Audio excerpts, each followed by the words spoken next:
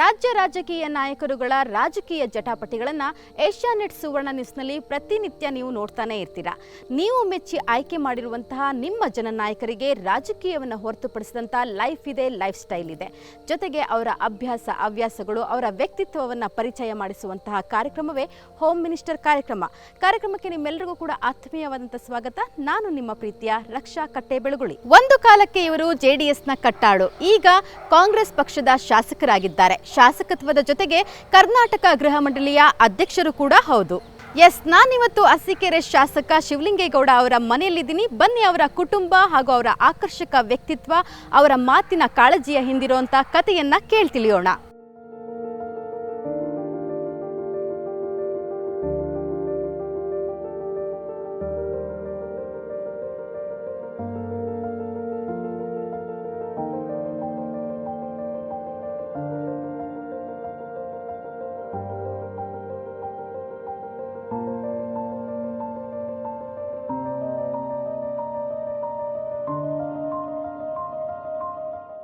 ನಮ್ಮ ಜೊತೆಲಿದ್ದಾರೆ ಅರಸೀಕೆರೆ ಶಾಸಕರಾಗಿರುವಂತಹ ಶಿವಲಿಂಗೇಗೌಡರು, ಹಾಗೆ ಅವರ ಧರ್ಮಪತ್ನಿ ಪುಷ್ಪಾವತಿ. ಇಬ್ಬರನ್ನು ಕೂಡ ಕಾರ್ಯಕ್ರಮಕ್ಕೆ ಸ್ವಾಗತಿಸ್ತಾ ಇದ್ದೀನಿ. ಸರ್, ಕಾರ್ಯಕ್ರಮಕ್ಕೆ ಆತ್ಮೀಯವಾದಂಥ ಸ್ವಾಗತ ಸರ್. ನಮಸ್ತೆ ಮೇಡಮ್.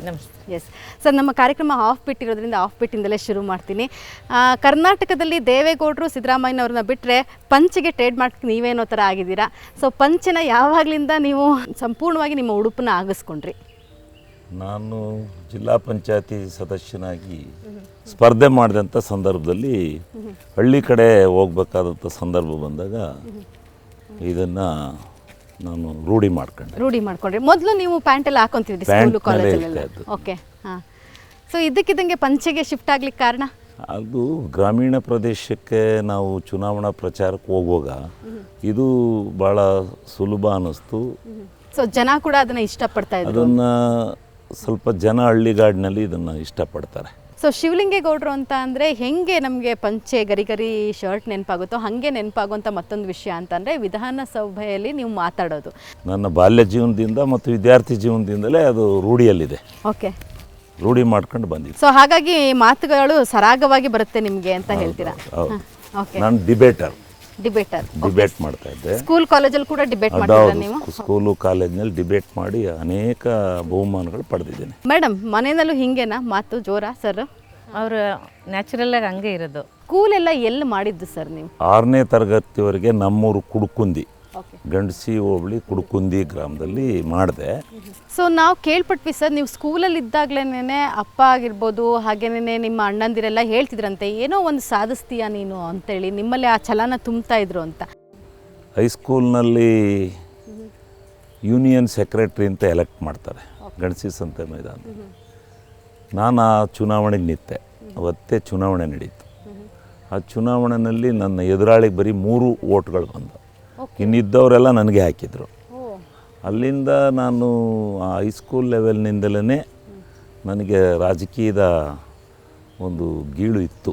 ನಾನು 71 ಇಸ್ವಿನಲ್ಲಿ ಲೋಕಸಭಾ ಚುನಾವಣೆ ನಡೆದಾಗ ನಾನು ಎಸ್ ಶಿವಪ್ಪನವ್ರ ಪರ ಅವತ್ತೇ ನಾನು 7th ಸ್ಟ್ಯಾಂಡರ್ಡಲ್ಲೇ ನಾನು ಪ್ರಚಾರ ಮಾಡ್ತಾಯಿದ್ದೆ. ಸೊ ನಂತರ ಕಾಲೇಜ್ ದಿನಗಳು ಹೇಗಿತ್ತು ಸರ್? ಎಲ್ಲಿ ಕಾಲೇಜ್? ಅಲ್ಲಿಂದ ಹಾಸನ ಗೌರ್ಮೆಂಟ್ ಕಾಲೇಜ್ ಹೋದೆ. ಗೌರ್ಮೆಂಟ್ ಕಾಲೇಜ್ನಲ್ಲಿ ನಾನು ಪೂರ್ಣ ಪ್ರಮಾಣದಲ್ಲಿ ವಿದ್ಯಾರ್ಥಿ ನಾಯಕನಾಗಿ ಅಲ್ಲಿ 2,500-3 ಸಾವಿರ ವಿದ್ಯಾರ್ಥಿಗಳು ಇರ್ತಾಯಿದ್ರು ಆ ಕಾಲೇಜ್ನಲ್ಲಿ.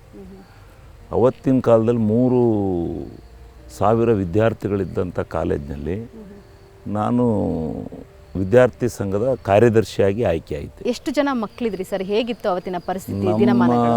ನಾವು 6 ಜನ ಗಂಡು ಮಕ್ಕಳು, 2 ಜನ ಹೆಣ್ಣು ಮಕ್ಕಳು. ನಾನು 4ನೇವನು. ನಮ್ಮದು ಮೊದಲು ನಾವು ನಮ್ಮ ಚಿಕ್ಕಪ್ಪದಿರು ನಾವೆಲ್ಲ ಒಟ್ಟಿಗಿದ್ದಾಗ ಒಂದು ದೊಡ್ಡ ಕುಟುಂಬ. ಆಮೇಲೆ ನಾವು ಬೇರೆ ಆಗಿ ನಮಗೆ ಬೇರೆ ಆದಾಗ ಸಾಲ ಎಲ್ಲ ಬಂತು. ನಾವು 6 ಜನ ಮಕ್ಕಳು ಎಲ್ಲ ಭಾಳ ಸಂಕಷ್ಟದ ಜೀವನ ಮಾಡಿ ಭಾಳ ಕಷ್ಟದಿಂದ ಮೇಲಕ್ಕೆ ಬಂದಂಥವ್ರು ನಾವು. ನಮ್ಮ ಅಣ್ಣ ರಾಜೇಗೌಡ ಅಂತ ಚಿಕ್ಕ ವಯಸ್ಸಿನಲ್ಲೇ ಜವಾಬ್ದಾರಿ ತಗೊಂಡು ಭಾಳ ಮಟ್ಟಿಗೆ ನಮ್ಮನ್ನೆಲ್ಲ ಸಾಕಲಿಕ್ಕೆ ನಮ್ಮನ್ನೆಲ್ಲ ಬೆಳೆಸಲಿಕ್ಕೆ ಅವನು ಮೂಲ ಕಾರಣ.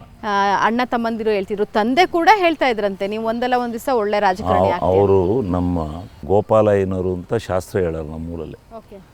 ಅವ್ರು ಹೇಳಿದ್ರಂತೆ, ನಿಮ್ಮ ಮೊಮ್ಮಗನಿಗೆ ಕಿವಿ ಅಗಲ ಇದೆ, ಇವನು ರಾಜಕಾರಣಿ ಆತಾನೆ, MLA ಆತಾನೆ ಅಂತ ಅವತ್ತೇ ಹೇಳಾರಂತೆ. ಓಕೆ.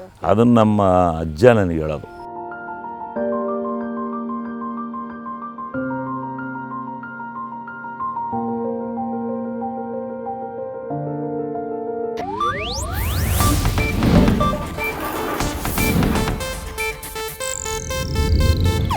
ಇದು ಏಷ್ಯಾನೆಟ್ ನ್ಯೂಸ್ ನೆಟ್ವರ್ಕ್ ಪ್ರಸ್ತುತಿ.